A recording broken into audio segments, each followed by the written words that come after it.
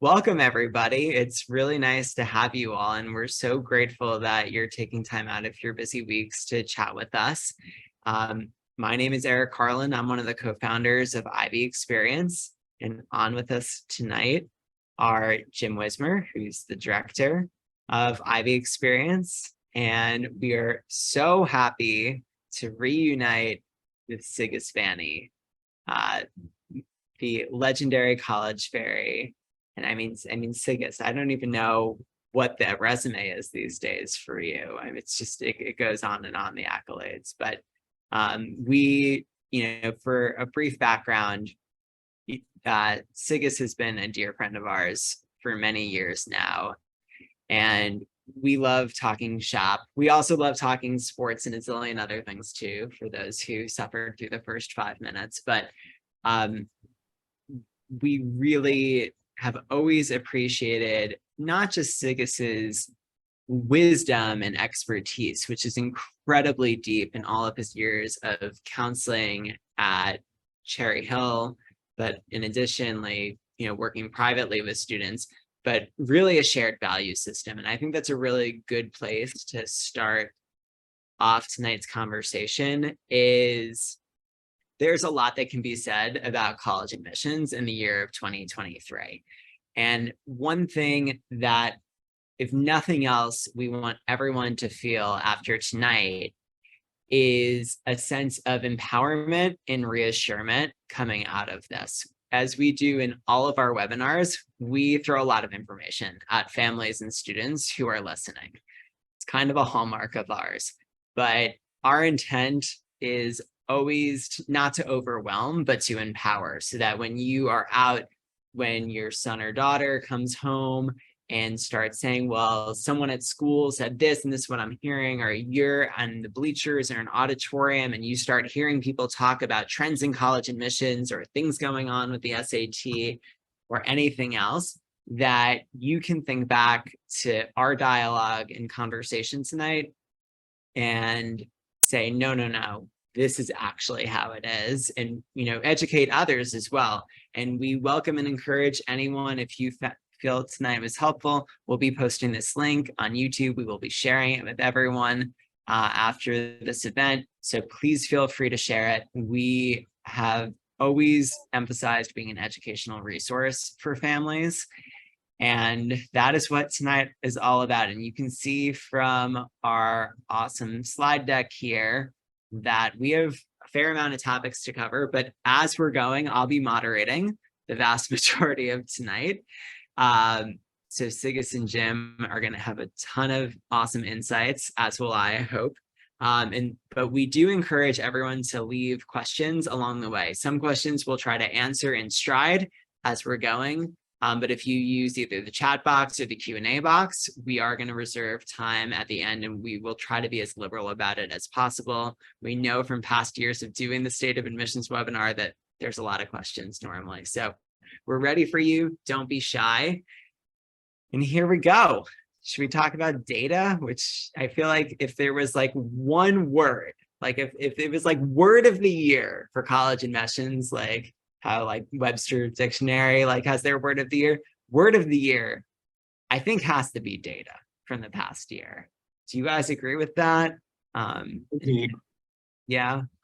Sigus, what's your take on, I mean, you've been in this a long time. What's the evolution of data, and where are we this year? And how much is it impacting students? Well, we have various kinds of data, and I think it's good to start at some of the differential points with that, because depending on that at which you're looking, you might really take a wrong turn. The fact is, and I'm not talking here about fake news or any of those things. I'm talking about legitimate data that comes across. Colleges and universities that receive federal funding are required to report data to the federal government. And so the National Center for Education Statistics, nces.ed.gov, G-O-V, is a treasure trove. Maybe even almost more information than you want, with all kinds of facets and features and that. That's probably not necessarily what's on the minds of most of our listeners because they want to know how to get to that college.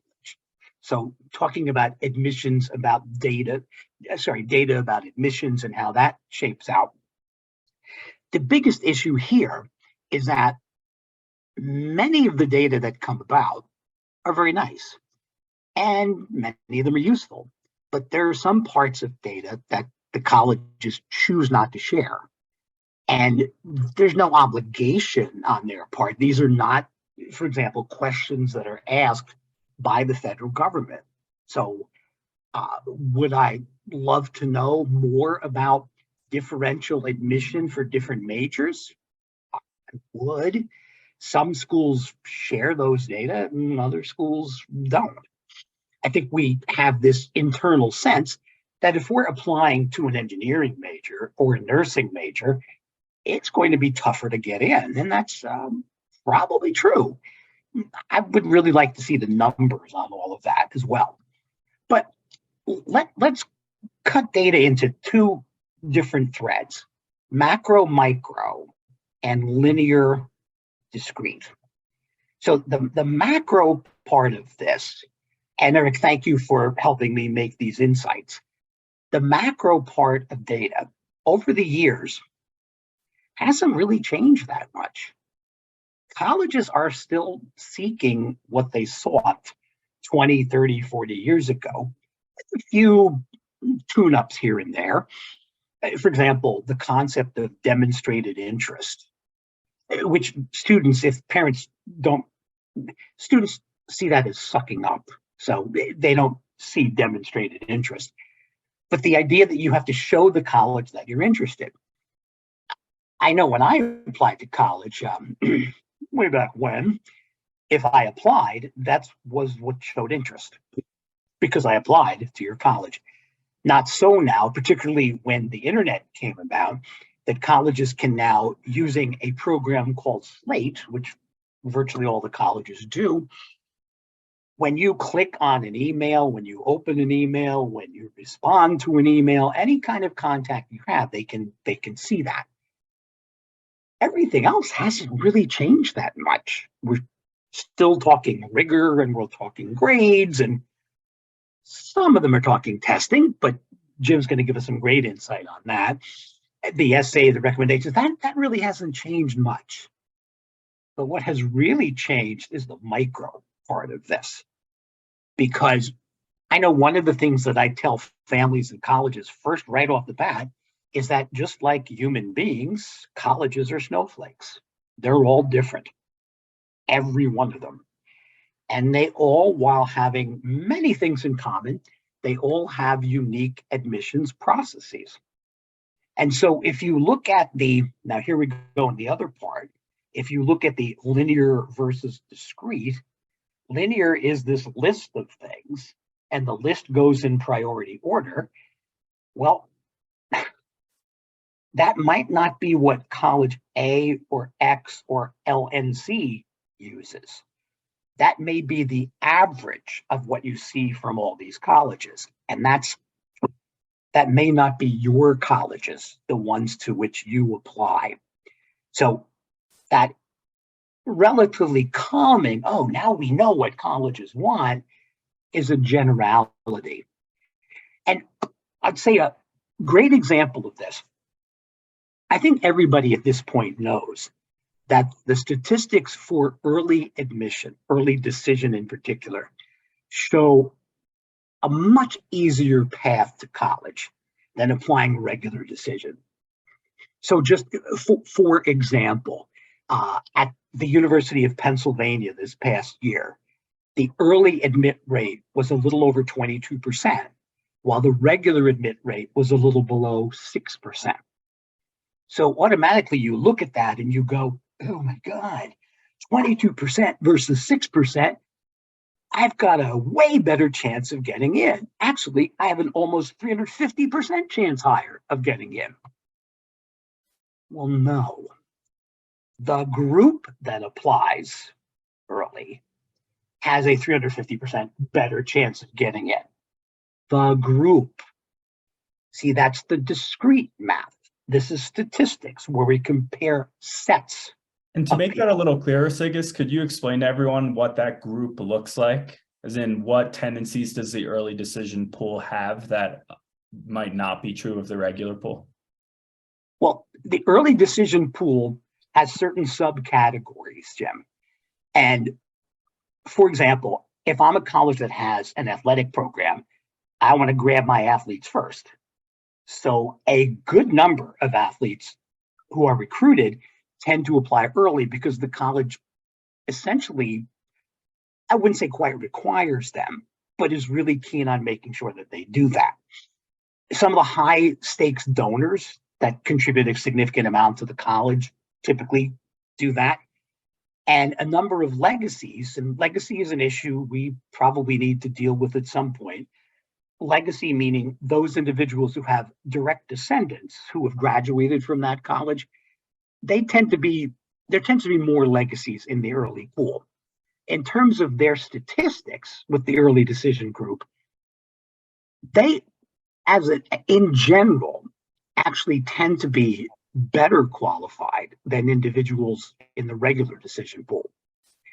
But if you, again, just look at the statistics like, 22% versus 6%.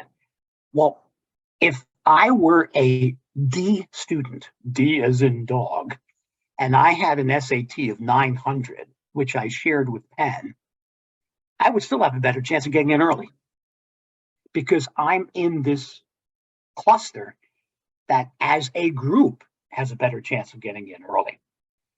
So the point I'm trying to make is that you can't just say, I have a better chance of getting in early because it's you. They're looking at you. They're not looking at the group. They're looking at you. And I know that there's a significant amount of pressure. I know in my own work with students, many students apply early somewhere.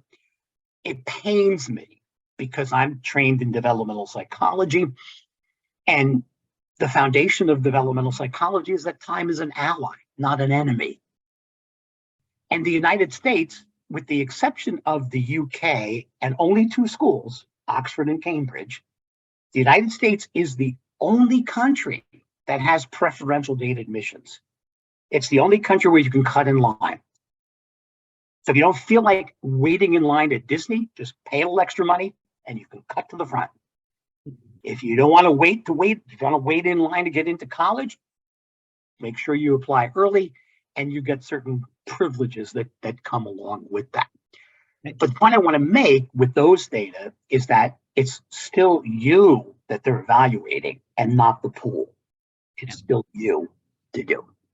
Yeah, and I think it's worth noting before we pivot to data about test optional and the lack of transparency there that, Sigis, we share a lot of your frustrations with early decision because what happens is that, and it's interesting because we're talking about this under the impetus of data right now, but one thing we always talk about with families is on some level to ignore the data to an extent, right? But as a thought exercise, we oftentimes say, think about early decision with your heart, not your head, right? Because the holistic piece of this is if we're, and I know I'm supposed to say deny and not reject, but it's catchier this way. Like we're not as scared of rejection as we are of regret. And I think what happens with a lot of students when they're going through early decision, there's a lot of pressure on them that they need to like play their cards well. What's the expression you hear all the time? Don't waste your early decision. What happens is they apply ED to their third or fourth choice school. And again, they get in, but I can't help but think how many of those students then wake up the next morning and go, crap, now I really wish I knew if I would have gotten into my first choice school. And one thing that we talk about a lot when we're working with students on essays and applications is, rejection sucks, right? You're going to cry and we will offer a shoulder to cry on. But regret, you're stuck with that. You're always wondering what if. And look, at the end of the day, that is a bit of a different take than I think most people hear.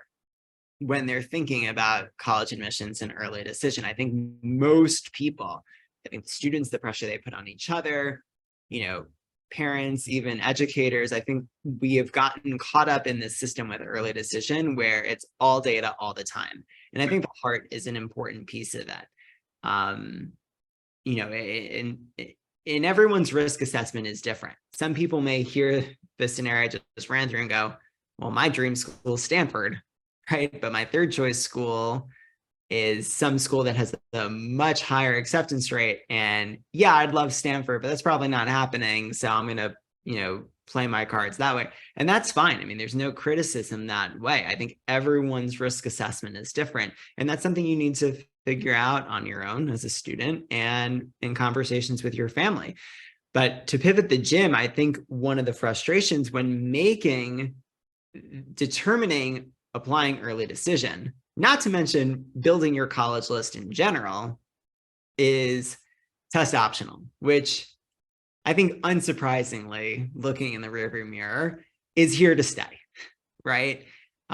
Just to be clear, quick history, test optional is not a new phenomenon. It's not a new system. Long before COVID-19, there were more than 1,000 institutions in the United States that subscribed to test optional policies, right?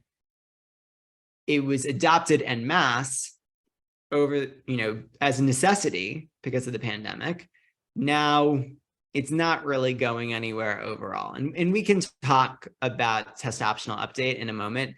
But before we get to that, I think it's important to note, Jim, that applying to college, as emotional as a decision it is also a data-driven decision, especially when you're building that list as a whole. And I think a lot of students and parents are struggling these days with, how do I build a list if I'm going test optional? Because I don't know anymore what a reach versus a target versus a likely is.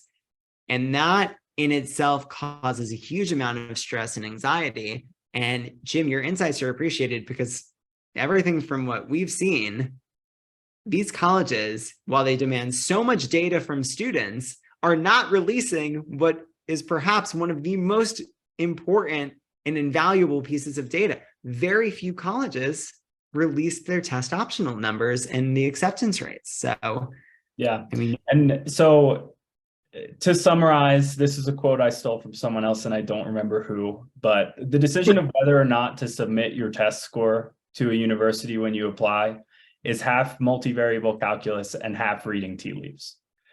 And that's the truth. There's part of it that is a data-driven decision, but the data is just not all available. Some colleges are better at releasing it than others. Other colleges, you might speak to a professional like one of us who has enough anecdotal experience with students to kind of understand which way to go. In general, colleges publish what's called their middle 50% of test scores. And that means that essentially they give you their 25th and 75th percentile scores on the SAT and ACT. And so students, historically, the idea was be in or above that range. Anymore, it's a much more complicated decision. And when I say decision, let me be clear. Most of the students that we work with, they choose to prepare for the SAT or ACT because it still can be an asset in admissions. And test optional doesn't mean that scores don't help you. It just means that you don't have to submit a score that won't help you. At the same time, you don't have to be the president of student council. You don't have to get an A+ in BC calculus, but these things help a lot if you do them. So a test score is essentially an opportunity on an application, and we do encourage students go for it. In the end, you end up choosing, okay, at which schools do I send my test score? At which schools do I not? If you're scoring above, say, a 1,500 or equivalent, you're going to send that score to most places. It becomes a little bit of a difficult question when you're talking about scores that are lower than that. And maybe you have a spread of target, reach, and likely schools, and you need to figure out which ones do I submit this score to, which ones do I not. So to come back to the idea of the middle 50%, early on in this test optional thing, our data was still reliable. And what I mean by that is the middle 50% were based on the entire student cohort. So because the entire student cohort was required to send scores. So, okay, if you're at or above the median, send the score. If you're below that median, maybe between the 25th and 50th percentile, it's a conversation. Below the 25th, don't send it. Right. It's a lot more complicated than that now, because the middle 50%, if everyone followed the advice to send your score if it's above the median, well, what happens next year when the data comes out? Right. Only the top half of scores are captured in the data that show the new middle 50%. And then what happens the year after that? Well, only the top quarter of scores from this original middle 50% that we were looking at are now represented in the sample. Right. And so it's a very difficult decision whether or not to submit your score to an individual college. There are colleges out there that we know are what I call genuinely test optional. And what I mean by that is they truly believe they can do just as good of a job deciding who will be successful or not on campus with or without a test score. Those are going to tend to be liberal arts colleges. In general, I think if a college was test optional before the pandemic, then that they're a little more committed to it than everyone else who just kind of went with the flow and then took the benefits that they got along with that. There are colleges that I call cynically test optional, where they say on their website, you can submit your test scores or not, but then 80% of their admitted students submitted test scores. So, for example, if you were to look at the wording of the test optional policies on Pomona College in California, 22% of their students are admitted with test scores. They're what I would call genuinely test optional, because they're admitting a lot of students without scores. Then you have the University of Notre Dame. 80% of their students are coming in with test scores. Well, guess what it says on their websites about their test optional policy? The exact same thing. And so this is the frustration that so many students and parents that I speak with have, because they don't know what test optional actually means. Test optional is an umbrella term. It just means you can send the score or not. It doesn't tell you anything about the institution's actual philosophy on the use of test scores in college admissions. So of course, the safest thing to do is just get a really high score and send it. Wouldn't it be nice if that were possible for everybody, right? But of course it's not. So my best advice when it comes to making this decision is contact the school. There are admissions departments that you can call, and you just give them a little bit of background on yourself, your GPA, your location, maybe a little bit about your resume if it's really impactful, and just say, do you think this test score would help my application or not? Sometimes they will give you a straight answer.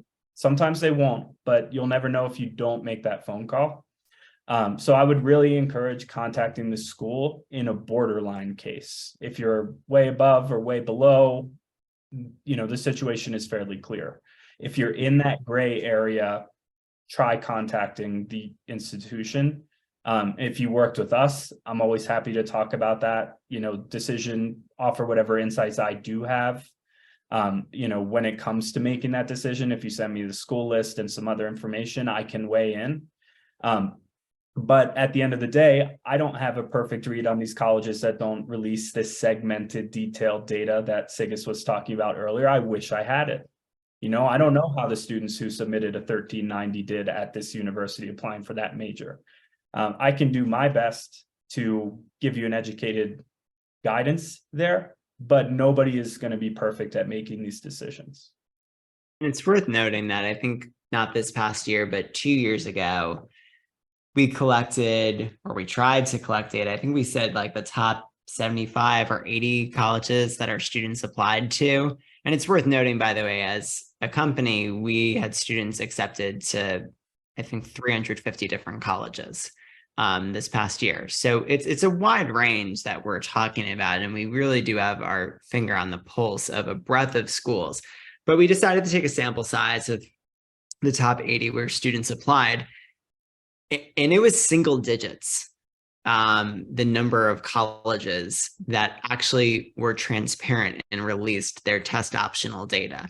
That number, it's not like there was much more data available this year. It was so frustrating to the point where, we collected it as it came this past year, But the trend was clear, Jim, right? The trend was if the schools were releasing the data, overwhelmingly colleges preferred applicants with test scores versus not, all things being equal, presumably. And that's a trend we've continued to see. And I think that's one of the harder conversations to have with families who use the word borderline before, who say, well, is this worth the investment of time, energy, stress, money, right?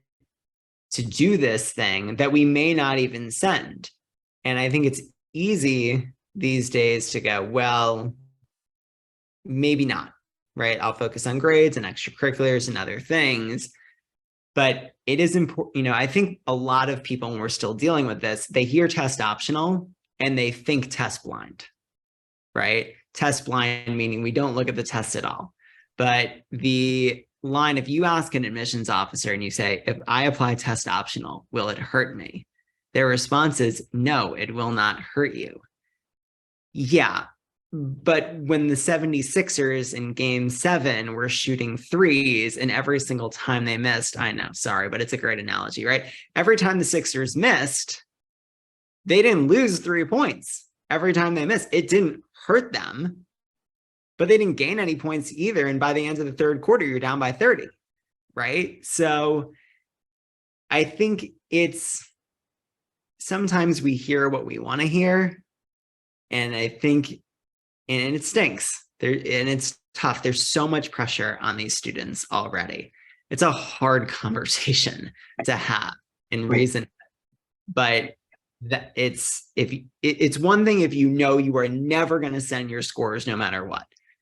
If you're not sure, you got to lean towards it. And Sigas, just before I let you say what you want to say, I am seeing hands raised. If you have questions, send them in the Q&A, send them in the chat. We'll answer them again as we go or at the end. But Sigas, what were you going to say? Well, I'm going to circle back to data just for a minute, and also to the fact that when a college makes the decision on an applicant, they review any number of different criteria. And even for schools that are more inclined to look at testing, the degree to which they use it might be different among different schools to do. And then let's go back again to the analogy about linear and versus discrete. Here's this big blob that has an average of 1440. Well, what does that mean for you? I mean, if you're a 1420, is that? But the real point I want to make is this.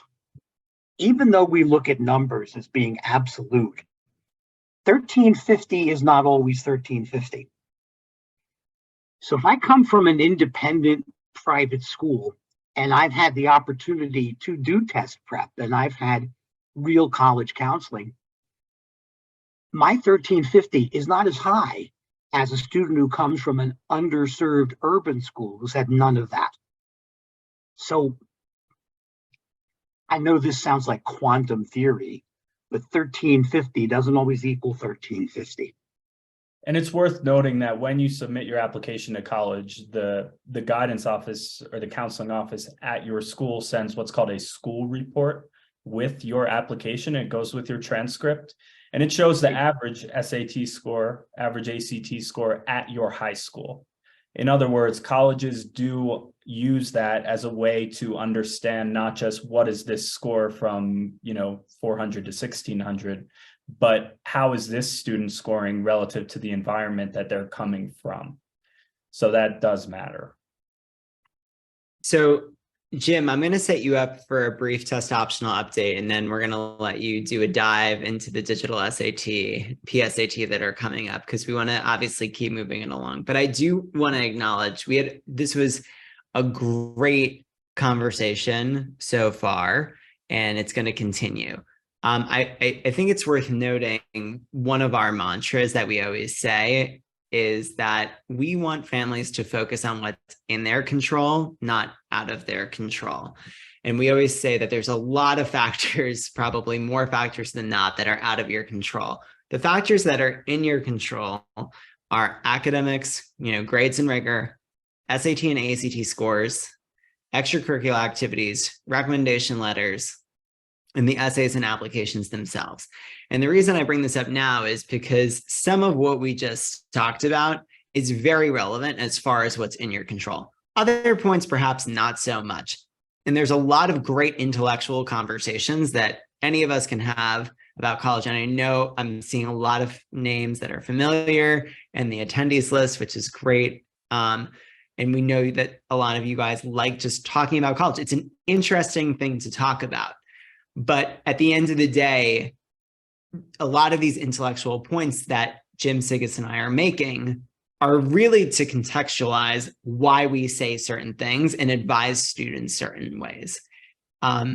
So that leads us to test optional update and the digital SAT and PSAT, because the last time there was a big shift in standardized testing, it was a huge contextualization of the conversations we had and why and how we had them. So Jim, this is your moment. Sigis and I are just going to let you take it away. Yeah, I've got one final thing to say on test optional, which is always, always, always, always, always take a practice test for both the SAT and ACT before you make some kind of decision on, oh, well, I'm just not going to bother with standardized testing.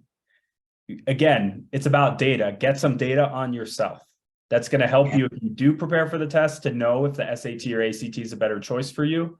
It will help you if you score a 700 on the SAT and you're a straight A student in AP courses. Of course, I'm exaggerating. That would be a very extreme situation, but that would be, a situation where maybe, okay, we say test optional is the way to go for me. For most students, it's going to make sense for them to prepare because a lot of people contextualize this decision in terms of their number one choice school. And there's some factor of human and or teenage psychology that makes it so that the number one choice school is almost always in the reach category.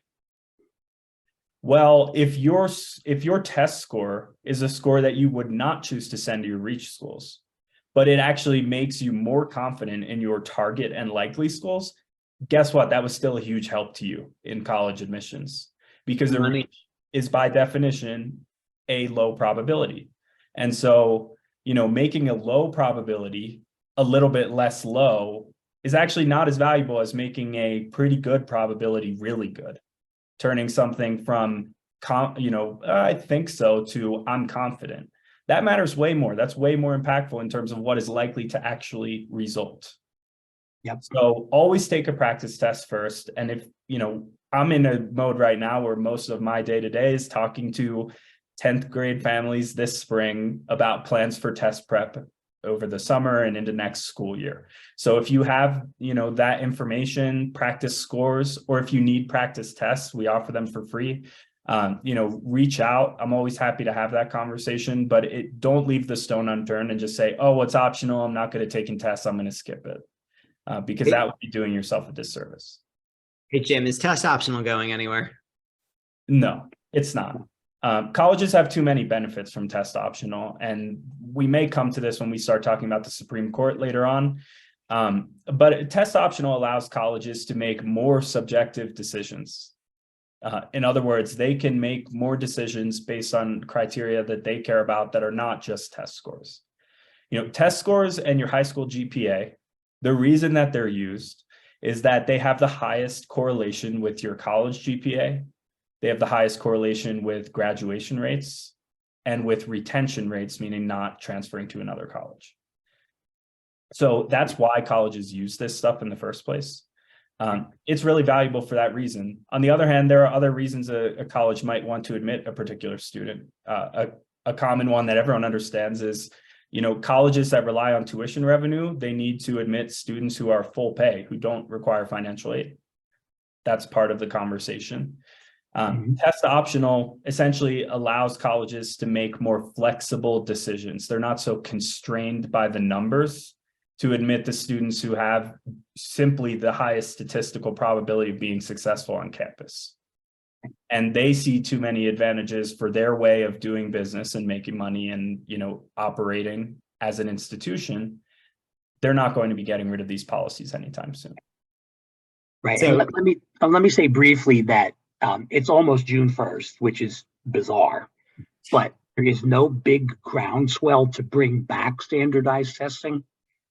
As far as I know, and keeping up on this on a daily basis, the only national university that has decided to initiate testing requirements next year is Purdue University in Indiana. And this is not, and Purdue's a state school. It's a state-supported school. And so I made it a point to contact Indiana University, assuming they're next. They're not. They're completely separate with a separate board of regents. So as far as I know, Purdue is the only national university that will bring back testing next year.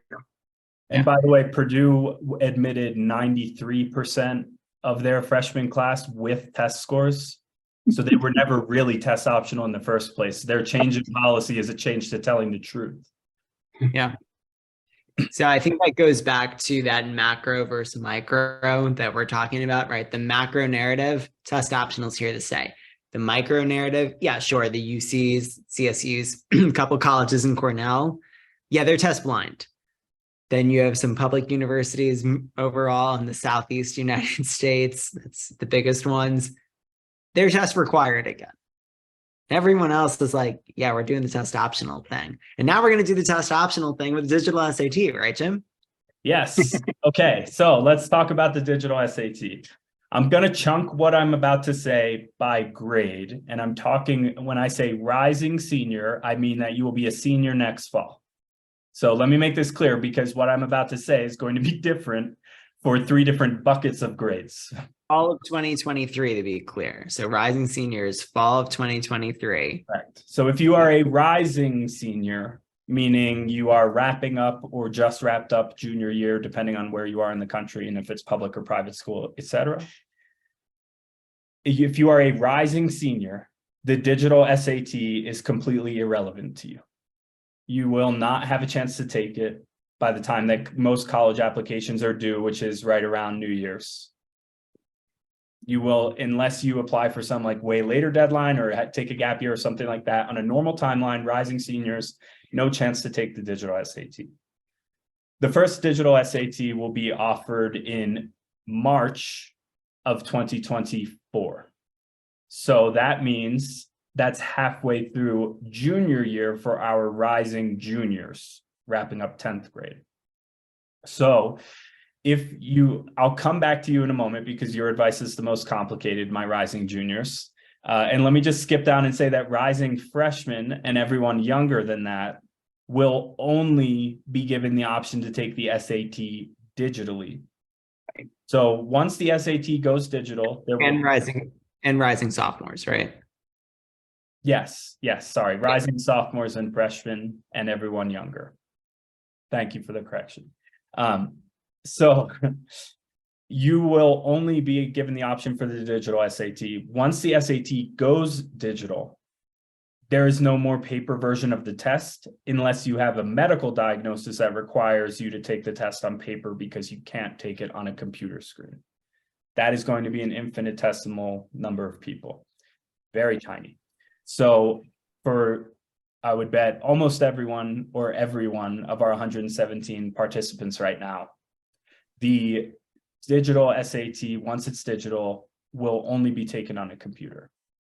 Now, for those, my rising juniors, you have to kind of make a commitment if you're taking the SAT. So piece of advice number 1 is do diagnostic testing for SAT and ACT and figure out which of the 2 tests is best for you.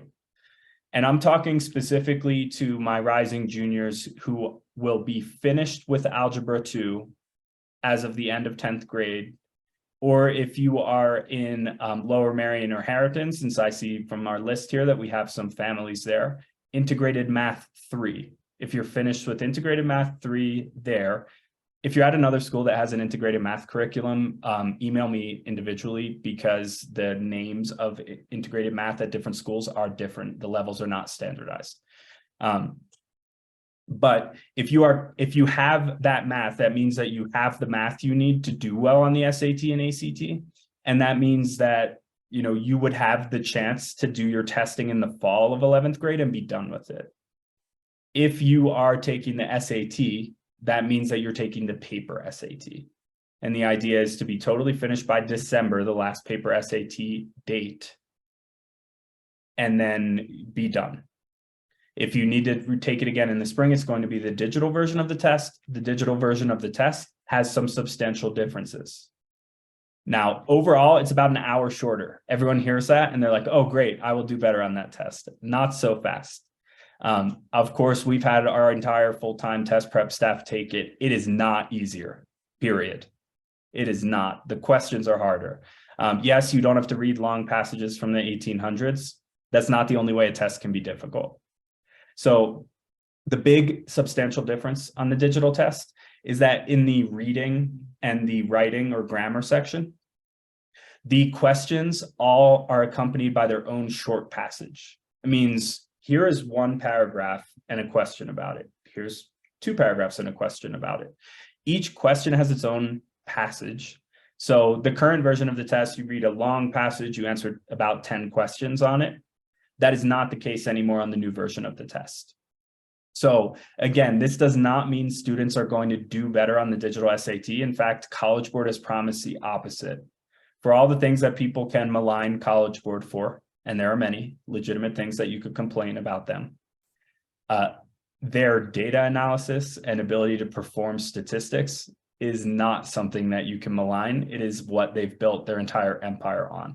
And they say that scores from the paper test will be exactly comparable to scores on the digital test. Now, what does that not mean? That doesn't mean student A is always going to score the same on both versions of the test. However, it means there's a high degree of correlation between student A's performance on the two. And it also means that for every student who scores higher on the digital version, there will be a corresponding student who scores lower on the digital version, because the numbers have to add up here. So what every single rising junior and parent of a rising junior that I've spoken to has said, oh, my student would do better on the digital version of the test. They love being on a computer screen. They hate the long passages, blah, blah, blah. Well, you've just described, oh, I don't know, 95% of teenagers in America. And yet half of them are going to do worse on the new version of the test by the numbers, by definition. So that is to say, delaying your testing to try to take the digital version because you think you'll be so much better at it is not a wise decision. Your testing timeline should be dictated by your life and the time in your life that you have the time to dedicate to test prep, because you're going to do better if you can actually put the work into preparing for that. And not everyone's going to prepare with us. If you do, great. We will take good care of you, I promise. But however you prepare, whether it's on your own, with another group, whatever, you need to put the time in to get ready for this test to do your best on it. And so your testing timeline should be dictated by that. So essentially 10th graders, if you're on, or ending 10th graders, rising juniors, if you are on this timeline to try to take the test in the fall of your junior year, you are sort of working against a deadline because you want to be done by December so that you don't have to learn the new version of the test, because especially in the reading, the strategy that you use will be very different. So step one is, what about the math? the math is largely the same. There's a built-in graphing calculator you can use on the new version of the test. Students, it's Desmos, very commonly used in high schools. Students love it. A little more user-friendly than the TI-84 or TI-89 that you might use on the paper version of the test. But same functionality. You don't get there's no advantage to using one or the other. You just have to learn the tool that you have. The math is mostly the same. The frequency of different topics is going a little up and down in different areas. So for example, statistics and probability are being de-emphasized. Systems of equations are on the rise. I could go into more granular detail than that, but I don't want anyone to fall asleep. I do have one question to generalize a little bit about the paper SAT versus the ACT, and leads to one of our attendees' questions as you get into stuff. So in the past, and we've all talked about this, the three of us, right? Like, you really don't want to generalize what types of students do better on one test versus the other, because there's so many times where that's not true. But if we were generalizing, right, the main obstacle for many with the ACT was that students knew the questions, but they weren't given enough time. And in the SAT, it was you had enough time, but the questions were more difficult. But another distinction that has always been the case is that the ACT has a quote unquote science section. And I always use air quotes and say quote unquote, because take it from the guy who hasn't taken a freaking science class since 11th grade and had the 3 worst science teachers ever in the history of the universe. Sorry if this gets back to them, but it's just true. My 9th grade biology midterm final was a cut and paste with chromosomes. You had to make them tallest the shortest and pair them up. I mean, I really killed my dreams of becoming a zookeeper at that point. But, people, and I aced the science section on the ACT, and that's my education. Still, all these years later, I still ace it because there's no science allowed. It's all data analysis on graphs and charts and tables, right?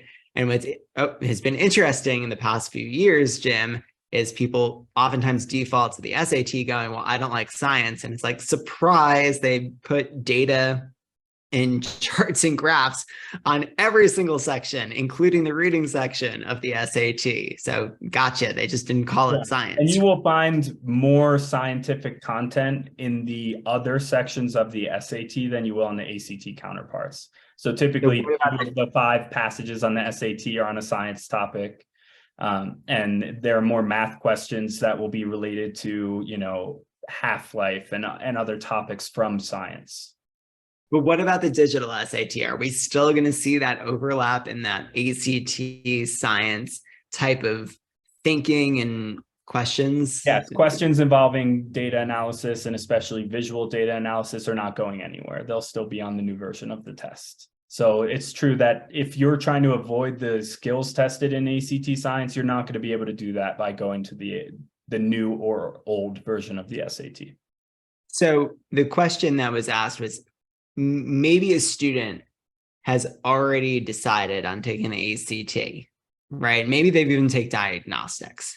Mm-hmm. Should you also at this point or in the coming months take a diagnostic of the digital SAT, or is that overkill at that point, especially if you've already determined the ACT is better? So if I understand the context, we've taken a diagnostic of the paper SAT versus the paper ACT. Okay, chances are for this family that it was decided that fall testing would make the most sense from a scheduling standpoint and when you can actually put the time in for test prep. And so that piece is still probably true that you want to knock it out in the fall. One thing I'll say about diagnostic testing is it can't hurt. Would I recommend the student go out of their way and spend the time to take a digital SAT diagnostic? I don't think it would necessarily be necessary. I would need a lot more specifics, of the case, but it can never hurt to just have another data point and see, okay, does this match up to what we know already?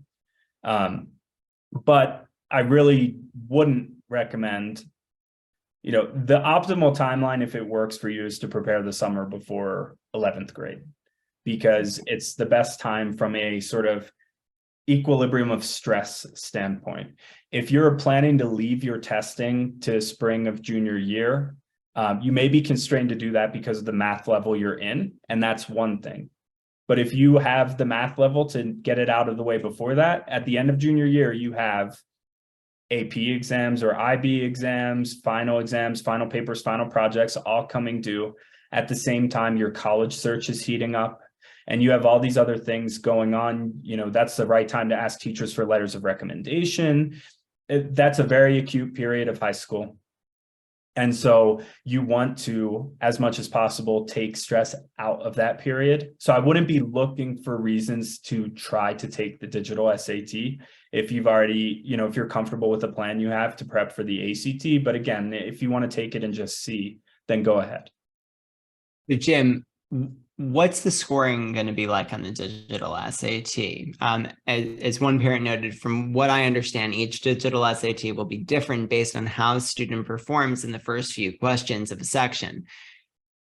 Is that true? And okay, great question. It speaks to the level of difficulty as well. Sure. Yeah, so overall scoring will be the same. And what I mean by that is you get 800 for reading and writing, and you get 800 for math, and you get 1600 overall. That hasn't changed. On the PSAT, you get 760 for reading and writing and 760 for math for 1520 total. That won't change either. So that's the first thing I'll say. Macro level, the scoring is the same. That wasn't the case the last time SAT made a change, which is why I clarify.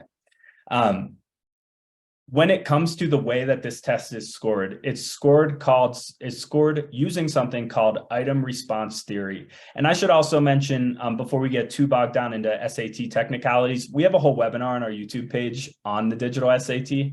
So after this question, I think we should move on, just in the interest of covering kind of the broad focus of this. But let me just say that the way that the scoring works in item response theory is that not every question is worth the same. Currently on the SAT and ACT as they exist in their paper forms, the number of questions you get correct in a section dictates your scaled score out of 1600 or 36. That is not true in item response theory. Item response theory has a lot more data behind the scenes on how good different questions are at discriminating between different score levels. Meaning you might have a question that's really good at telling the difference between a 780 and an 800, but that actually makes it quite bad at telling you the difference between 450 and 500, because those students are most likely going to get it wrong anyway. So the actual weight of each question is different, and it can actually be different for different students. So the test will be adaptive, and this is what was alluded to by the performance on the first few questions. But the way it's structured is, and reading and writing and math are both the same this way, you get module 1. Everyone gets a module 1 of the same difficulty level. Then you submit module 1, that section is over. The test calculates your performance on module 1, and it feeds you a module 2 based on your performance on module 1. So there will be 2 versions of module 2, a higher and lower difficulty version. So essentially, you need to perform well enough in the first module to get the second harder module. If you don't perform as well in the first module, you're going to get the lower second module. Now, one thing I want to make clear is the first thing that comes to everyone's mind is, oh, that means that in the lower module, you have a ceiling on what your score can be, or in the higher module, there's a floor on what your score can be. Yes and no, meaning in terms of the result after the fact, yeah, kind of. But actually what made that floor ceiling happen was the questions that you missed in the first module. You can't get an 800 if you miss 5 questions in the first module, right? And that's true on the current version of the test. You're never going to be able to get 5 questions wrong in a section and get a perfect score. So a lot of people have asked, well, what's your strategy around the fact that the modules, feed you into the second module of higher or lower difficulty? The best way to take the SAT is to look at the question in front of your face, focus really hard on it, and get it right. You know what you do after that? You go to the next question, you focus really hard on it, and you get it right. That's all you can do as the test taker. Answer question 1 right, then 2, then 3, then 4. There is no special strategy around which questions you should get right or shouldn't get right. You just have to try to get them all right, or as many as you can, and you're going to get a fair score as a result of that. That's how the test works. Thanks for that, Jim. And I think we should include the link to the webinar you did on the digital SAT, along with the link to this tomorrow that we send out to everyone, so we can do that. So I think, bringing it, these last 3 topics I think are really interesting, because you could look at this if you're the parent of a 7th, 8th, 9th, 10th grade student and go, yeah, this isn't me yet, right? But the implications of these 3 things are going to echo in the coming years. And some of this is going to be going back to, again, that broader intellectual conversation, because we don't know the total impacts yet. And I think it's worth noting that up front. But what to consider, what to anticipate, what to think about is really essential. And that, the one that's most present and already happening is the application numbers, the past impact, future trends. And I want to, kind of open this up to you, Sigis, and offer a preface that we were talking about this other day. Again, this macro versus micro narrative, this idea that every time, and I'm asked this numerous times a week, families, parents, students, friends, colleagues, they call and they say, what are you seeing? Have things changed? How have college admissions changed since last year, past 5 years or 10 years, right? And I always sit there and it's a weird question to answer. And the line that always comes to mind first is the more things change, the more they stay the same, right? For everything that's changed, COVID, test optional, the SAT changing twice, right? The push against legacy that's growing, the emphasis on social justice and essay prompts, colleges or high schools, pardon me, in many ways getting rid of APs, right? That's been a trend, especially at, independent schools. With all these things, right? And not to mention application numbers skyrocketing, right? I finish my job every year, right? One admission cycle going to the next one. And I kind of look back, and this year was no exception, Jim and Sigis, right? I kind of looked at it and was like, well, kind of feels like every other year I've done this, right? Nothing in a macro sense changed, in the sense that students still got into college. Early decision, it's a good chunk of our students, just like every other year.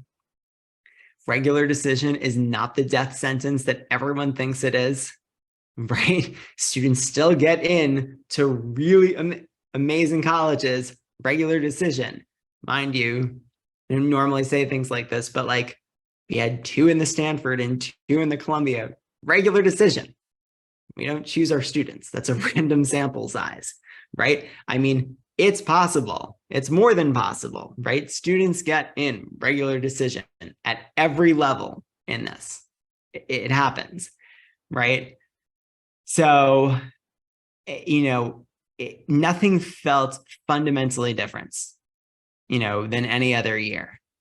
But I think that it's the micro that really is where the differences are felt, and why I think that everyone feels that so much is changing, because each school is on its own narrative and track at this point. I'll kind of throw out 2 or 3, and then Sigis, you can have a field day, and I'm going to just throw this to you for a while. But the tracks of a Northeastern are going to be different than what Americans' priorities are, for instance, which is going to be different from, I don't know, let's just say University of California school right now. Like each of those 3 universities has a wildly different track, right? Northeastern has mastered gaming the system. And I'm not even saying that critically. It's just an observational statement of fact. I mean, they have nailed it, right? From maximizing early decision 1 and early decision 2 to figuring out that if they accept students for the spring semester as opposed to the fall semester, they don't have to report those test scores, which helps inflate their average SAT and ACT.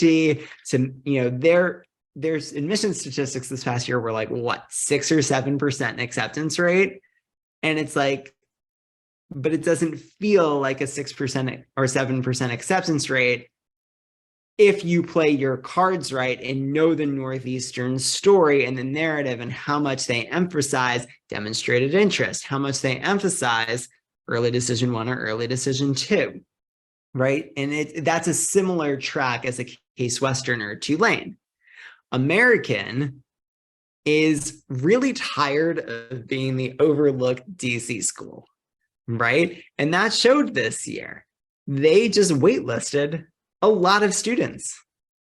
And the conversation was very similar.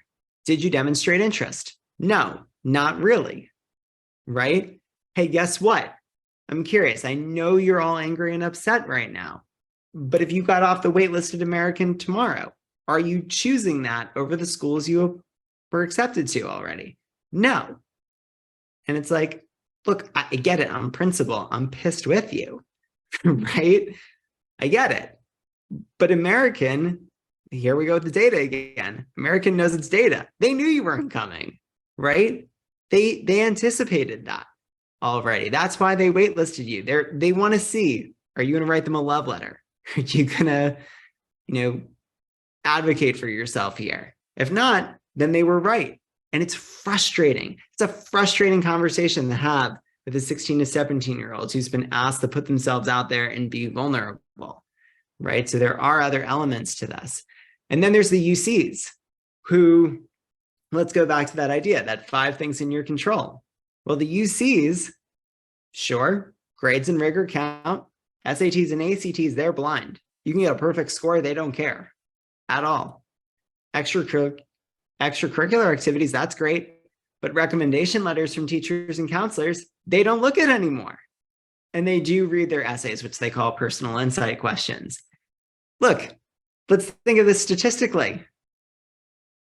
They literally eliminated 40% of what's in a student's control. So the narrative with the UCs is, wow, those other 3 things, the essays and the activities, especially in your control, right? We all know grades already, right? Telling someone that grades are the most important factor in college admissions is the least original piece of advice ever. We're bad at our job if we don't say it, but it's true, right? But boy, what an increased emphasis on those other qualitative factors. And then the rest is out of your control. That is 3 wildly different narratives. Not to mention, could tease University of Wisconsin for just being a University of Michigan wannabe and trying to defer more students. But Sigas, this is, your moment. What do you, you've done this even longer than us. What are you seeing as far as the past impact, future trends? Like, what are you anticipating and what are you seeing as far as these micro narratives? You're muted. We want to... Yeah, I'm good. It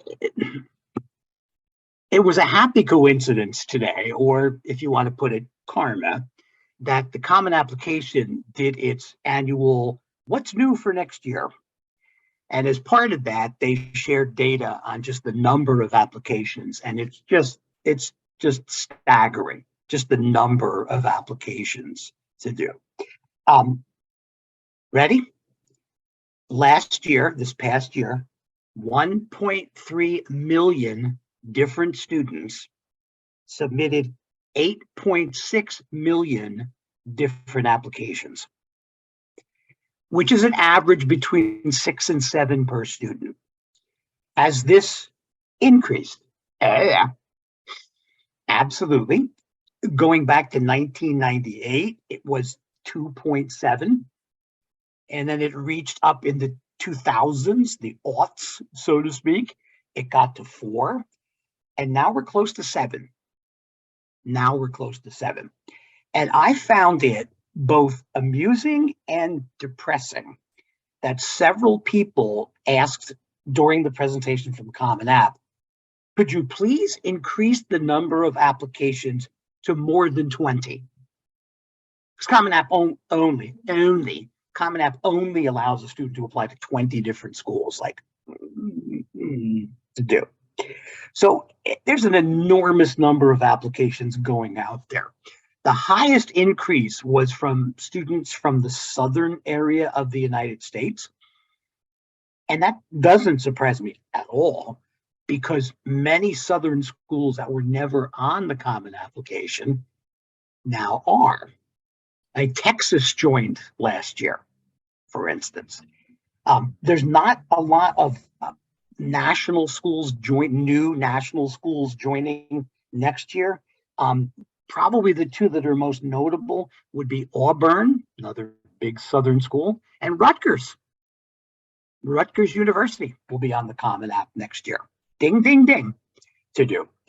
So why so many applications? Well, people say it's because it's easy to apply. It's easier to apply, but depending on where you apply, it could still be quite a bit of work.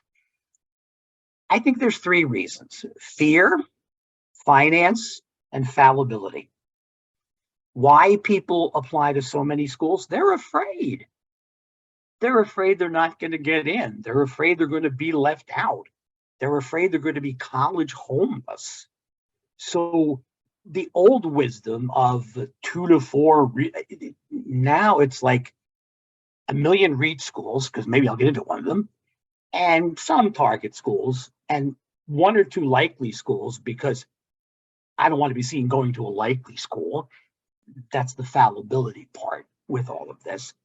But people tend to overdo the number of applications. And I think there's an underlying reason to this, and that's because most students in most high schools don't really get the chance to reflect and think about these decisions in the way that they should. It's not part of the curriculum.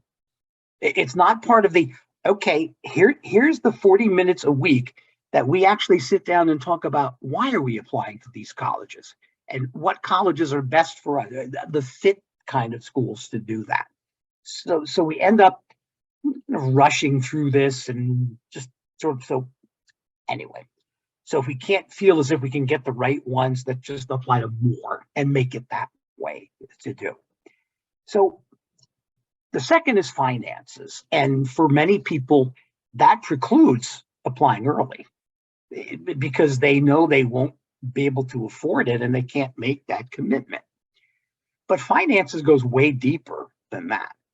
And in some instances, it may well be that the student either can't afford to go to college or they have to set their sights on schools that are either very low cost or can afford to meet full need. You know, which is a really odd thing that you're sort of at different sides of the spectrum here with that. I would Go add more if I may. I think, you know, it's when it comes to finances, it's not always completely need. It's almost a want at this point. And I think what we're seeing, especially in states like Florida and Texas and Virginia, these states where there's so many in-state public options that are more affordable. I think a lot of families are saying, well, look, you know, we can afford to pay more, but it better be quote unquote worth it. Everyone's having it, right? Yes. And I think what we're seeing is they go, well, we know we're going to get into the state schools. We're just going to shoot big. And then they just keep trying and trying and going, well, you know, further, you know, as many schools as they have the energy for, you know, that they deem as quote unquote worth it to go out of state. And it's like looking at it as a lottery ticket. You know, it's an interesting way of looking at it, right? And it's you know, but it's kind of that third category that I think has increased the application number a lot, and also speaks to the southern states that you're talking about. Absolutely.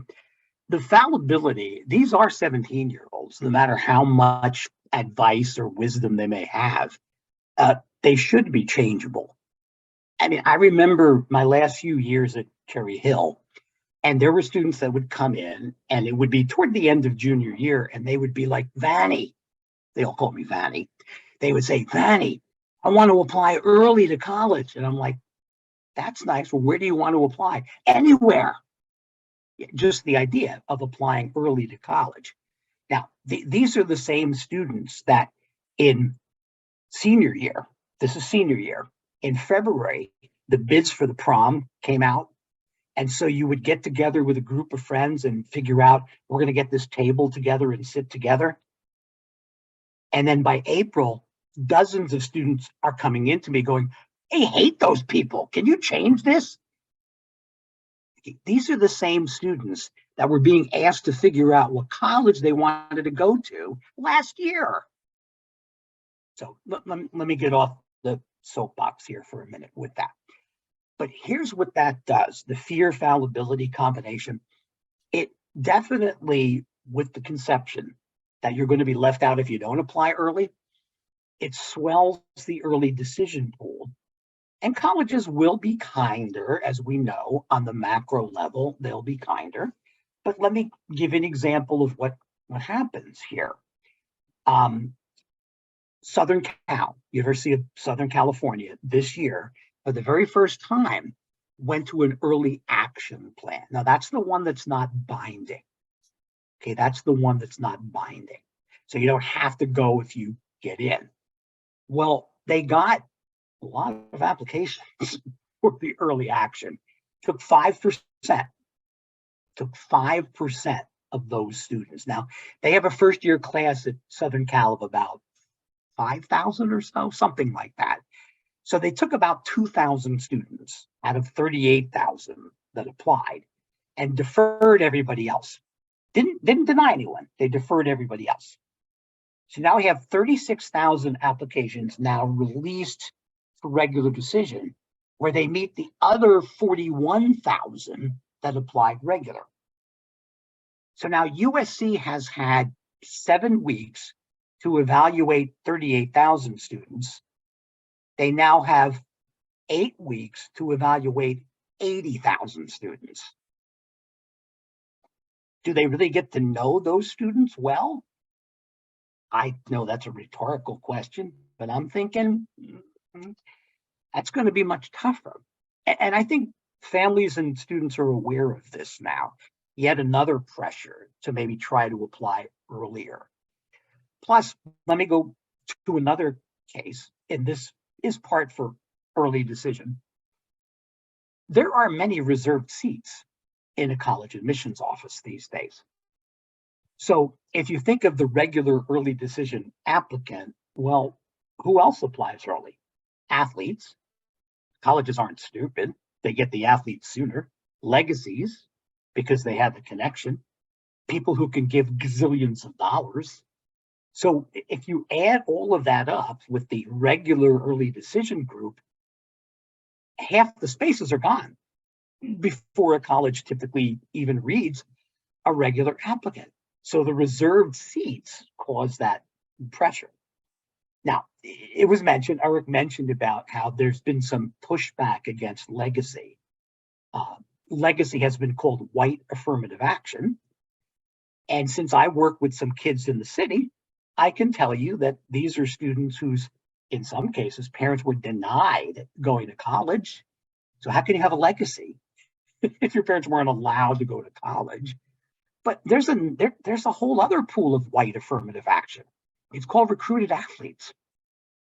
I mean, people have this sense that, you know, the NCAA benefits Black students because they're the good people in sports.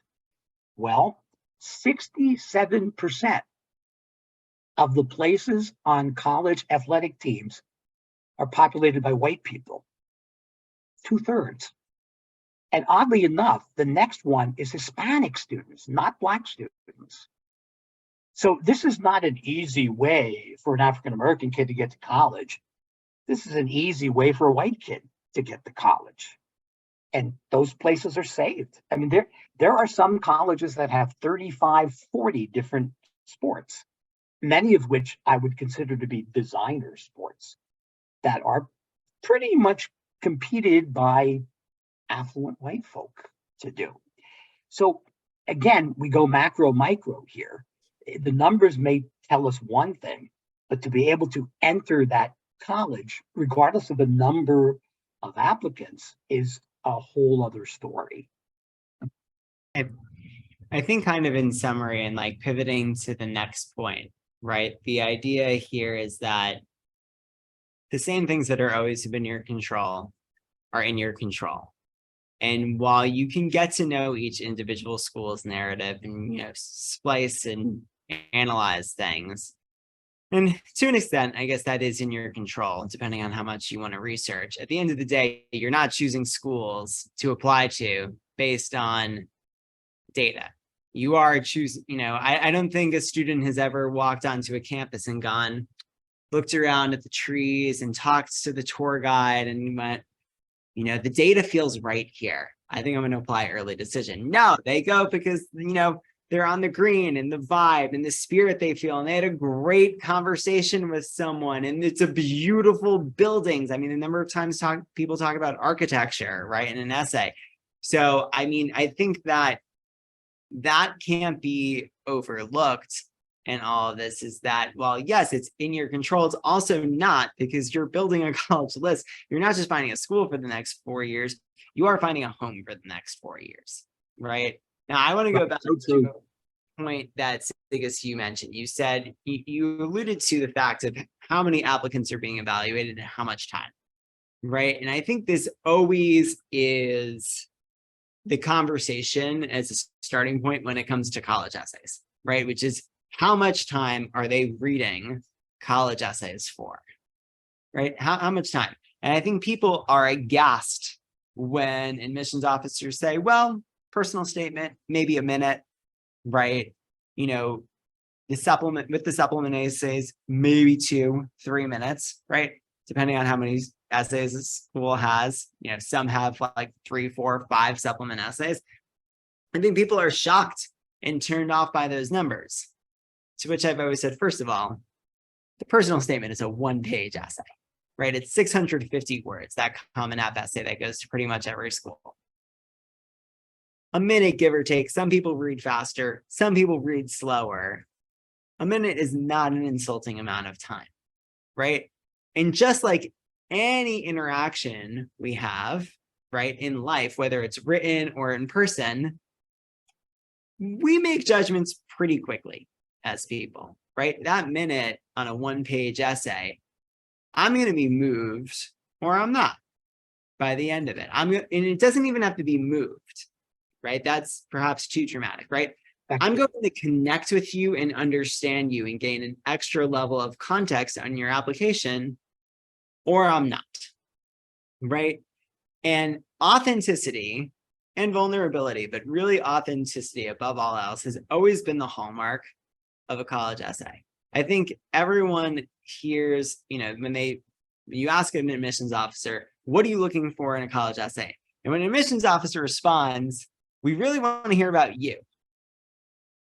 I think it is, they mean it. It's a simple concept. They want to hear about you.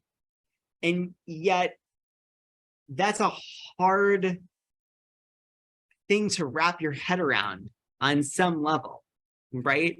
It's interesting. I've been doing a lot more meetings recently with 9th and 10th grade students. We have a personal advising service where we do 1-hour like dream meetings where we talk about academic and extracurricular plans. And one thing I found myself saying recently, because I'm always growing and evolving and gaining, like, hearing myself in new ways after 13 years of doing this, is when we talk about activities. What's really been a trend is that it's really hard to be authentic, right? And I think that's such a profound and strange thing to think about, right? But when I'm talking with students in 9th and 10th grade, hey, what do you like doing? What matters to you? What piques your curiosity? And we have that conversation, and then we talk about, well, what's the course of action? How can you pursue that? How can you deepen your engagement in something meaningfully? I think what happens is they realize, oh, wow, this involves some initiative and creativity and work.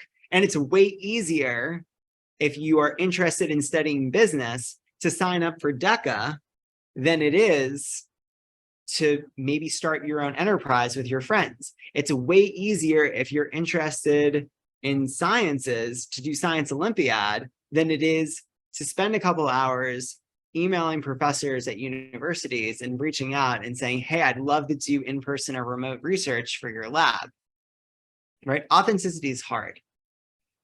Which brings me to the influence of AI on college essays. Now, Jim, Sigus, and I have all played around with ChatGPT, which, for those of you who don't know, is, it's an open source artificial intelligence. So in other words, you can register, make an account, it's free to use. You can you can prompt it to do unbelievable things. not just writing. It's worth noting that, you can say like, I don't know, like it's so ridiculous, right? It's like you can be like, I like this book. What other books would you recommend? I mean, it's just an unbelievable technology. Not to mention that you can say, write an essay on X and it will generate something. And I think if you look at it quickly, you can be easily fooled. It's a great trick, at least right now. And we don't know where technology is going the next few years. We don't know what's going to happen. So I can't speak to that, but I can speak to this moment. And I would caution any family who thinks that ChatGPT and AI are the solution and an easy way out on college essays. You're wrong. It is impressive. It puts together 650 words that is easy to read. More grammatically correct than the average high schooler will make it. That's absolutely true. But also such platitudes, such broad sentiments and reflections. I mean, it'll do reflections, but it's the same broad stuff that Sigus, Jim, and my entire team have been reading for years. It's a great chat GPT essay, a great essay written by artificial intelligence is about as good as a first draft, as a really good first draft, mind you, of a college essay. It is not a final draft of a college essay in the slightest. And I would caution people who say, well, maybe I can edit and build off that. Well, guess what? Right? If you're using ChatGPT as a start with anyways, there's probably a barrier to how much you're willing to be authentic and vulnerable because it's hard. It's the number one thing that parents have said. I cannot tell you the number of times that me and my team over the years, have heard over the years, a parent call and say, my child has never struggled with anything in high school before, not even the SAT or ACT, but they are paralyzed by the college essay. They are totally stuck. They're crying, they're upset, they're anxious, they can't get the work because it's hard, because no student has ever done this type of writing before. It's not like a memoir in English class where you can have broad sentiments and use some metaphors and imagery. It needs to be real. It needs to be detailed. Details matter. Details underscore authenticity. AI cannot do details. Even at its best in all the essays I've generated for experimentation, the details are weak that it tries to generate. And the essays are so formulaic. If I'm an admissions officer, I'm going to know which ones are going to be ChatGPT generated in an instant. I know this, by the way, because years ago I was having a drink watching games. And this had to be 8-9 years ago at this point. And I was having a drink with an admissions officer friend of mine, and he was laughing because admissions officers are regional. So they read certain territories or states or geographic regions. And he was saying, Eric, do you realize that I know which students have worked with what counselor based on their essays? Because I notice patterns and trends in word choice and language. I want to be clear, by the way. He never could tell the difference. He never could tell that about our students' essays, which was a huge point of pride, especially after I learned this. He had no idea because we really emphasize on our team students' authentic voice. But he said some counselors do so much to the essay and they take so much ownership away from the student that I can see patterns and trends. Well, ChatGPT is going to do the same thing. I spent an hour the other day. I generated about a dozen essays. Read them all. I mean, it was formulaic by the end. The first 2 or 3, I was like, oh, wow, got a little nervous. By the end, I was like, I am not nervous, not even in the slightest. Will there come a day? Perhaps. Is that day now? No. Do I think Rick Clark, the director of Georgia Tech admissions, who is often cited and quoted. His tweet about the impending death of the college essay, I think it is premature. We will see what happens. Things will evolve, but there's other factors at play here too, right? What happens if you get rid of the college essay or any written responses? Okay. What happens if you do that? What's replacing it? How are you giving students more things in their control? It's terrible optics. They're not going to go test required again. That ship has sailed. Are we going to do interviews? I don't think so. Colleges have a huge investment at this point in generating the most amount of applications as possible. Interviews is going to make it really hard for them to increase that number of applications. What's the solution at this point? Maybe there's one. What's the replacement? I don't know. But I will tell you this, and to every parent and every student listening who's a rising senior, write essays in your own authentic voice. Certainly, if you're working with our team, your essays are going to be infinitely stronger as a result, right? Because that's a hallmark of what we do, is bringing out students and challenging them to dig deep and bring that out. Their essays will be definitively better than anything that a technology can produce. We know that because we've seen what technology can produce. It's well written. It's fine. It's not going to stand out. So with that said, the last point before Q&As, Supreme Court case on affirmative action. Again, talking about things that are out of your control, but could influence how you think about things. And it's an interesting conversation. So, Sigis, do you want to touch on this? Yeah, this stems from, there's been any number of cases over the years. And up until this last case, the Supreme Court has always held that race can be used as a factor in college admissions if it is not a quota. Now, the case was brought by a group, Students for Fair Admission, although I don't really know that there were any students that were named with the suit. But it was against Harvard University and the University of North Carolina, Chapel Hill. So those two schools. And the issue here is, can race be utilized? Is that acceptable, or is it prejudicial? Or these are tough. These are tough ethics issues and legal issues.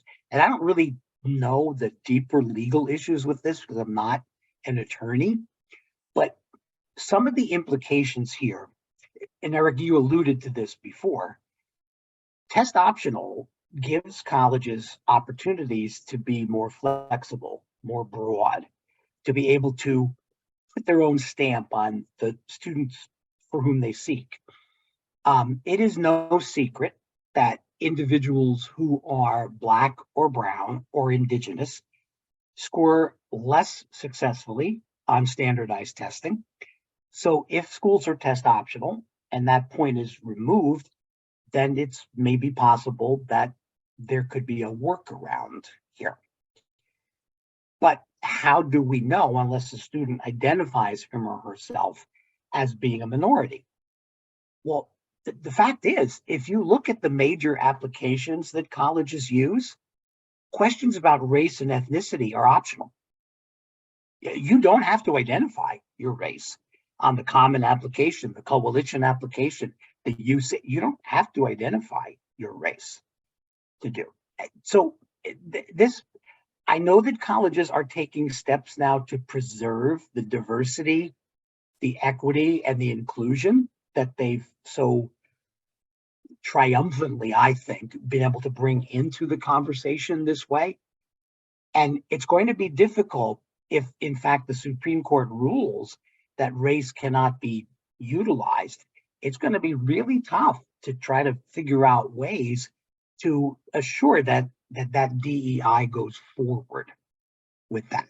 The fact of the matter is that some of the notes that I took with all of this stuff, it's going to be really difficult that the pressure and the views that people have from all of this, the mindset that the colleges have now, the holistic, and I'm believing and thinking that colleges have a history of holistic review, and that will be able to counter some of the movement to take away using race or some other characteristic to be able to do. But I think this goes back to a much, much deeper issue. And this is, I know we're getting past 8:30, but this is, to me, the biggest issue.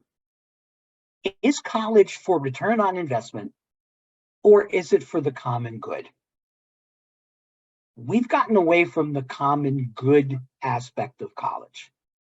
We're much more into the return on investment. You go to college to get the best possible job. You go to college to get ahead. You go to college to Have the best 4 years of your life. What about to go to college to culturally be aware and grow socially and grow emotionally and all of that stuff to do? So, I mean, to me, I think part of the reason why this has made its way up to the Supreme Court is because of that sense that the individuals who are saying that they're being left out are missing out on the return on investment and not understanding that it really is an extraordinary benefit to be in a culturally diverse environment where people can learn to get along with one another.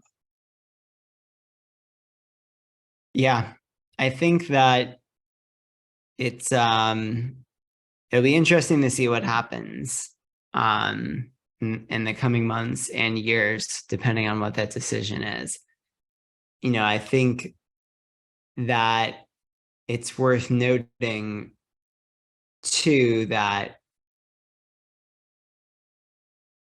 you know, well, one question I can ask you, Sigis, because this comes up a fair amount, right? Because you made the point that questions about ethnicity are optional right now. But, you know, for a lot of students who are Jewish, they may, participate in BBYO, right? You know, if you are Black, you may participate in Black Student Union. That's not to say you have to be Jewish or Black to participate in those organizations. Right, right. What do you think the influence of that's going to be? Because families ask about that every year is, you know, if in some cases they go, well, maybe I don't want to answer those questions. Will that hurt me? Will that help me? And I guess a question is, how are admissions officers going to look at that, or how could they legally look at that if you know when some of those things are going to get reported in other parts of the application? You know, are they going to be leaning into those things more as signals, or can they even? And how do we talk about some of those conversations? You know, how do we approach some of those conversations with families who are concerned? Time will tell, I think, Eric, but I think it would be, if in fact race cannot be used as a factor in admissions, belonging to a racially connected group might not be using race. It might be somebody who wants to be more aware, be more conscious, be more, etc. And I'm glad you brought up about being Jewish and BBYO and USY, because let's face it, the group that faced the most direct difficulty with admission were Jewish students back in the 20s and 30s. This whole holistic theme of using characteristics other than quantitative came about because of Ivy League schools thinking we don't want that much of a Jewish population to do. So I appreciate that irony with all of this to go.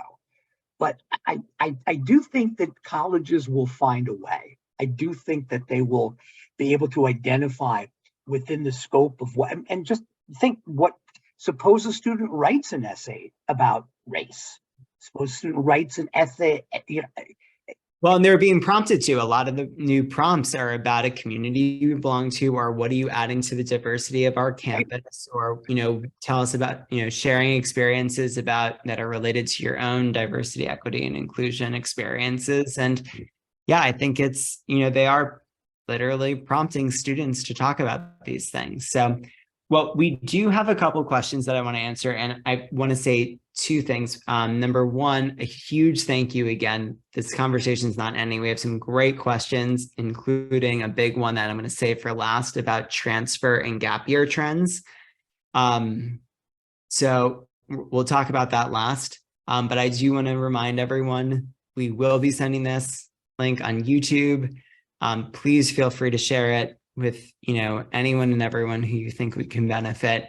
And I can speak on behalf of the three of us and, our team here at Ivy Experience. We love being an educational resource. Do not hesitate to call or email us anytime. We want to be here to have these conversations and support throughout the process and to educate, which is what I hope, tonight accomplished most of all. So just going to touch on as many of these questions as possible. Because this is an interesting one. Because we talk about the influence, right, that past impact and future trends. Well, let's talk about this on an incredibly micro level, because I think that students are feeling this. One family asked if an older sibling got in early action or early action to a competitive college, but ended up going elsewhere, does it work against the younger sibling applying to that same college when they apply? Now, Sigus, I know the answer if it's high school, right? I know that colleges look at trends from specific high schools and they say, have students, what's the yield been on the students we've accepted from this high school? Is it worth us accepting more students from this high school if they're going to keep turning us down? And also, have those students done well if they do attend? So what is the impact on an even micro level? And maybe let's keep this to like 20, 30 seconds insight, and we'll get to the next one. It would be a big surprise to me if they held it against the younger siblings. I think what you said, Eric, the data that colleges keep on that high school and whether that high school tends toward accepting the college in return, performing well while you're there. If you're on the bubble and your high school has performed well at that college, it's going to help you. And the opposite will obtain for other colleges as well. But in terms of no, I don't think that's going to be an issue. Yeah. Great question. What another one, what has been the impact of extensive coverage of the Operation Varsity Blues scandal on legacy admissions? And I think the short story here is, quite frankly, it's not a singular narrative. It hasn't only been about Varsity Blues. I think the social justice movement in conjunction with Varsity Blues have combined where there's a growing trend towards anti-privilege, anti-legacy in admissions. And it's an ongoing and evolving each year how this is going to continue to play out. So I wouldn't give too much credit to the Varsity Blues scandal. We didn't see anything immediate after that, which was, I think, the curious part. I think it's let's be clear. Varsity Blues wasn't about legacy. It was about lying. Right. Yeah, that's true. It's a great point. Privilege to lie and cheat, but lying, yes. Right. Fair. This is the big one. I think we'll end on this, which is, the question was, I hope you will touch on the wait list, why it is happening so frequently now, and what to do about it. And also, can we discuss gap years and college transfers? So there's a lot here. Sigus, I'll let you take gap years. I think I'll touch on wait lists and do the short version on this, as well as transfers. And transfers, maybe you can be a bridge to gap years as well. So as far as wait lists are concerned, yes, that has been unbelievably exploited. That dates back to the beginning of COVID. I think deferrals were always high. # University of Michigan, which is the greatest culprit of all time when it comes to deferrals, and continues to be clear. But wait lists are a growing trend across the board. And, case in point, before COVID, the record a student of ours ever had for being waitlisted was 3 times. That was exceptional. The vast majority of students were waitlisted 0 times. Maybe you'd get 1 It was shocking, right? It was shocking. In the past 2 years, each year we've had a student waitlisted 8 times. Now, is part of that because it's a product of people applying to more colleges? Absolutely. That's a piece of the equation. But are waitlists being used more because we're playing this game of yield? And by the way, I think this year, the word of the year was data. Last year, I think it could have been yield. We could have made it yield last year. Yield being, how can we accept the fewest number of students, knowing that the students who we accept are going to go to our college, because that is how we lower our acceptance rate the most. Waitlists play into that, right? And I think that the most interesting thing that I saw that was different this year, this was the one micro trend I noticed that was different, is in the past, deferrals and waitlists, some schools would welcome you to submit more material, but many others, Michigan being one of them for years, but many others would say, no, we're good. Please do not send us anything else. We have everything we need already. Don't send us more stuff, emphatically. To the point that it was conversations where like, don't send them something because it could actually work against you. Guess what? This year, I can't even think off the top of my head a single school that said, do not send us anything. Now, some schools would leave a portal open where you could send extra letters of recommendation, a resume, amendments to an essay, right? Updates on your application, your grades and activities. They were inviting students, right? They were inviting them to bombard them with more information, True. right? And when we talk about privilege, it's not just about having access to a tutor. Sometimes privilege is knowledge of how to play that game, knowledge of seeing, this is a green light for me, and this can make an impact. And I will tell you, Sigis, more waitlists than ever, more students off the waitlist than ever before. Sometimes not even waiting until May 1st, right? Which is what they claim you will have to wait till May 1st. So I would say to anyone who's applying to those top, most rejective schools, right? Buckle up, because you will get deferred at least one place, most likely. You will get waitlisted at least one place, most likely. And if you're a parent of a student who's getting deferred and waitlisted, offer a lot of love and support, because I know that's what we do. We offer a virtual shoulder to cry on. It is hard. And I think much can be bemoaned about teenagers and their impatience and feeling like they need to get into a school early because they want to be done with it, right? It's like, hey guys, it's only a difference of 4 months in the grand scheme of things, but 4 months is an eternity for teenagers, right? But like these poor kids, for all the conversations about mental health right now for teenagers, what these colleges are doing to kids and families, for that matter, with the toll of deferrals and wait lists. I mean, we've heard it for years. I know you have too, Sigis, right? How many students have said, I wish I was just denied, because this is way more stressful to get my hopes up and have to play this game and jump through hoops with no promise of admission. It sucks. It's awful. It's an awful trend. I know, Sigis, you've been on the let's get rid of early decision bandwagon for years. I think I would sooner jump onto the let's get rid of deferrals and waitlist bandwagon, which, by the way, like so many other things, test optional, early decision, it did serve a pure good purpose, right? It was, hey, let's see how you're doing senior year. Let's see your grades and how you're continuing to grow, and yet has been exploited, unfortunately. So that's my short shtick on waitlist. Transfers, I mean, maybe you have more insights in the data here as we're bringing tonight home. I worked with more transfer students this past year than ever before.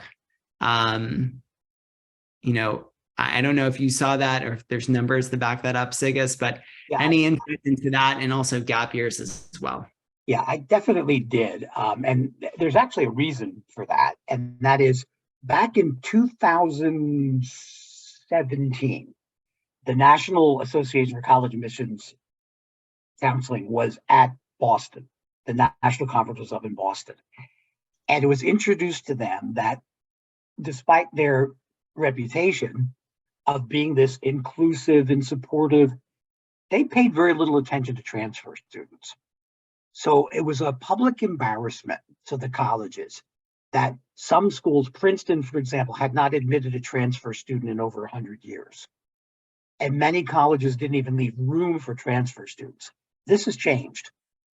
This has changed. And even tiny, tiny, small liberal arts colleges now leave room for transfer. It used to be, oh, we'll take transfer students so we didn't make our first year class. Not now. 15, 20 spaces per year are set aside for transfer students. So that's, I think, one reason with it. The pressure that kids have in choosing a college earlier definitely makes them more susceptible to maybe not making the best choice, first of all. So therefore, let's transfer. Or the idea that if they perform really well at a college, they might be able to elevate and go to a school that's looked upon as being more high quality. Another reason for transfer to do. And then the financial part. Some students at some point say, I can't afford this. I'm going down the rabbit hole with the loans and things like that to go. Gap year, it's interesting. I think in that same time period, 6-7 years or so, gap years have taken on a respectability and a legitimacy, if you will, that they had not had before. Now, if you're in the UK, you know what gap years are and you've done those. But there's now a gap year association in the United States. There are now gap year fairs where people can go and look at the myriad plethora. How's that for ChatGPT language? The myriad plethora of places where you can do a gap year. And so it's legit. So why has gap year become so popular? Number one, students felt too rushed in making their decisions. 2, people didn't get the decision that they wanted. 3, hey, I lost a year in COVID. I want it back. 4, the sense that the idea of having some real life experience is becoming more and more important. Like, look at medical school. What's the average age of a student that applies to medical school? 24 and a half. Med schools are saying directly, go get some experience, go work in a hospital, go do some research, go get out in the real world. So I think those trends have all come together to make gap years much more, I don't want to say fashionable, but certainly more acceptable and maybe a little on the trendy side with that. Yeah. Probably could do a whole webinar just on gap years, but that is for another night. To everyone who stayed the whole entire time, which is a huge amount of you, thank you. We hope that this was an amazing and insightful night for all of you. Again, I'm Eric Carlin, Jim Wismer, Sigus Vanni, a huge thank you. This is fun.